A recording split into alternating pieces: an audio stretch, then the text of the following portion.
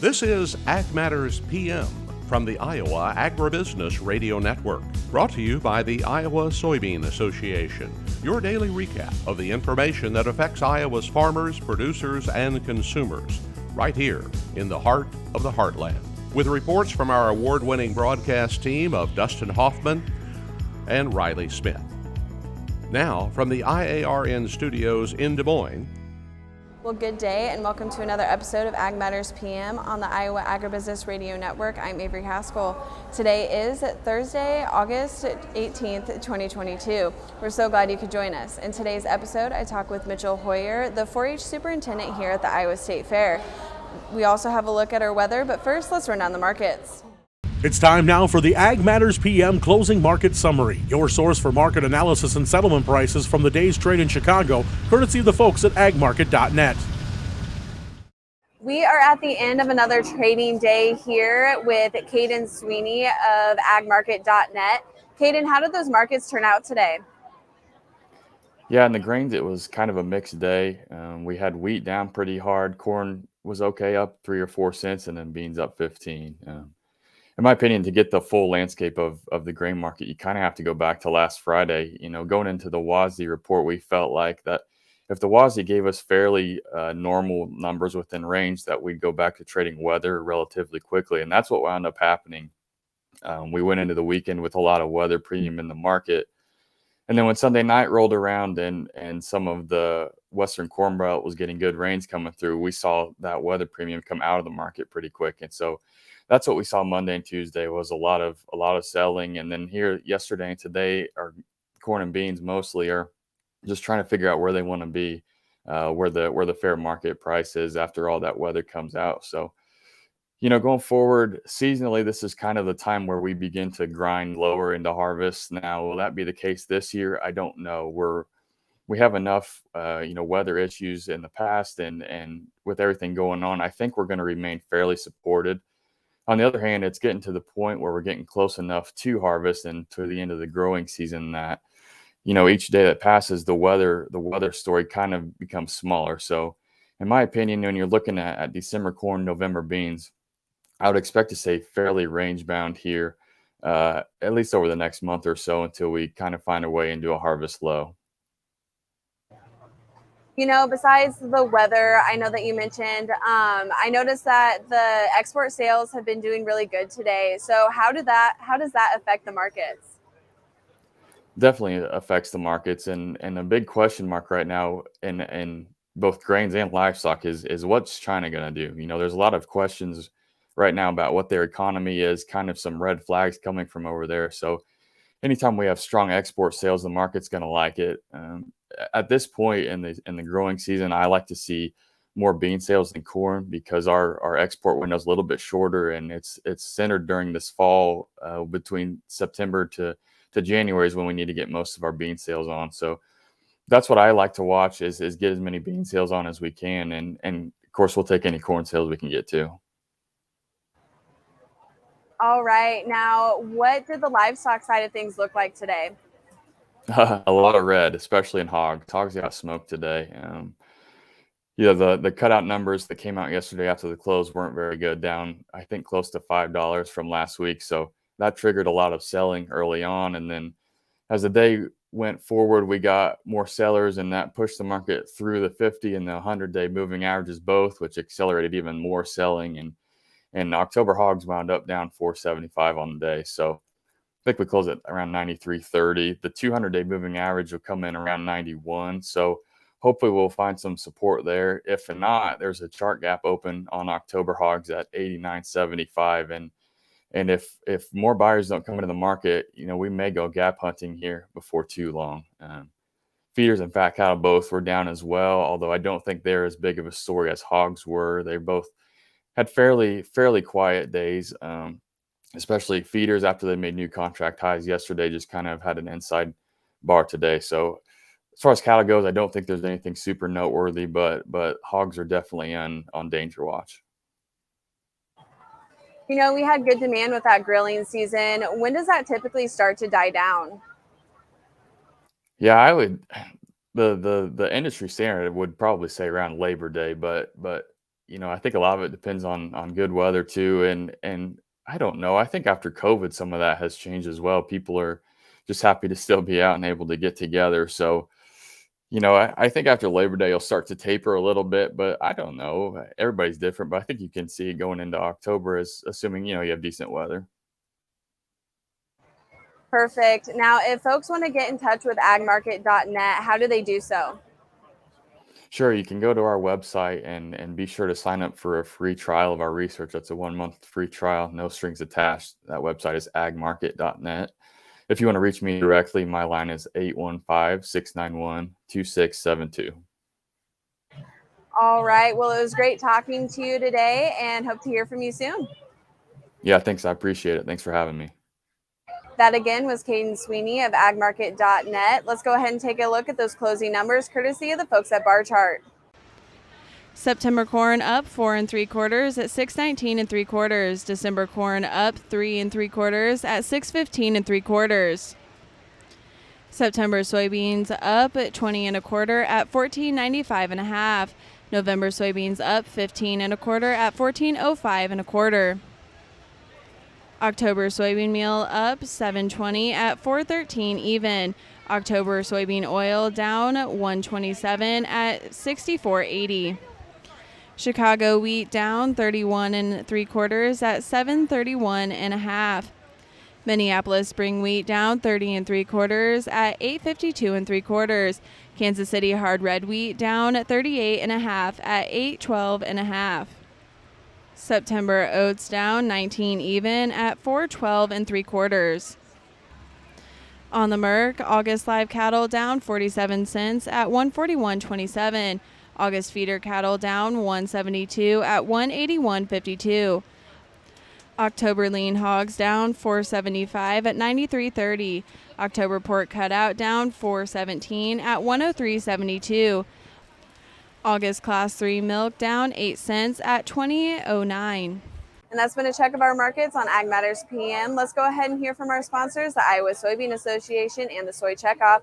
When we come back, I talk with the 4-H superintendent here at the Iowa State Fair. This is Ag Matters PM.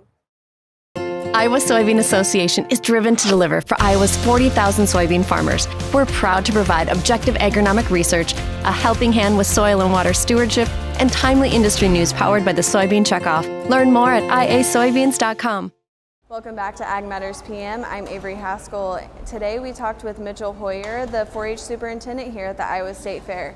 We talked about the new 4-H building and the exhibits within it. We are here at the Iowa State Fair with Mitchell Hoyer, the assistant director of Iowa 4-H, here in the 4-H building. I know this building is relatively new. I know whenever I showed with 4-H, I was in the older building. So why don't you tell us a little bit about this building in general, like a little bit of the history and how it came to be? Well, thanks very much for having me on your program today. Our 4-H exhibits building actually started out as the Poultry Industries building.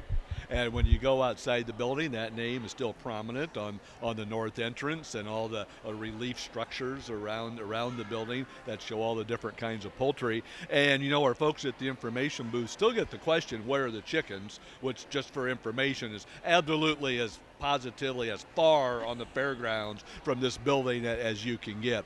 But this building has been home to our 4-H exhibits and communication events for a number of years, and we are so grateful that the State Fair Board renovated the building during the year 2020.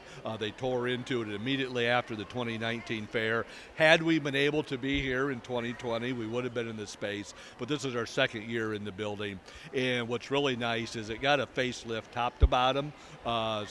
New windows in the main part of the exhibit hall, fresh paint job, old paint came off the windows that were there, and most importantly, a grand west addition to the building, so a wonderful new entrance, and with 4 classrooms that enable us to truly have wonderful spaces for our 4-H members to do their presentations now. Perfect. Now, why don't you tell me a little bit about how many projects are here at the Iowa State Fair, and how many different counties are involved as well?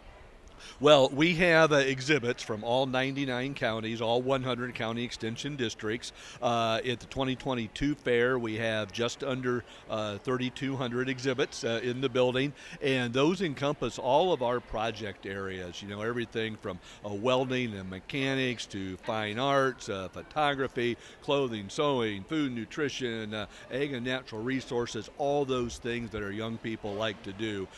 We often like to say that with a little over 600 photographs and 400 visual arts exhibits, we have one of the largest youth creative arts exhibits in the state.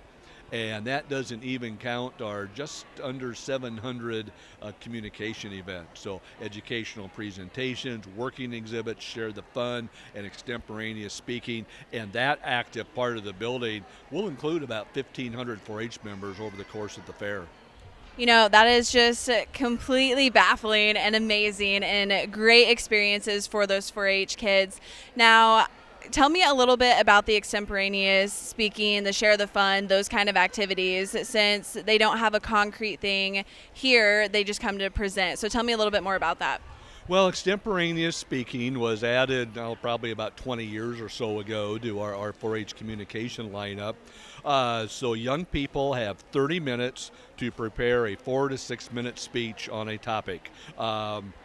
The envelopes this year, when they go to the preparation room, they draw 3 topics. I believe we have 25 total questions in the envelope. They draw 3. They get just a few seconds to read through them, decide the one that they want to present on, and now it's 30 minutes of preparation.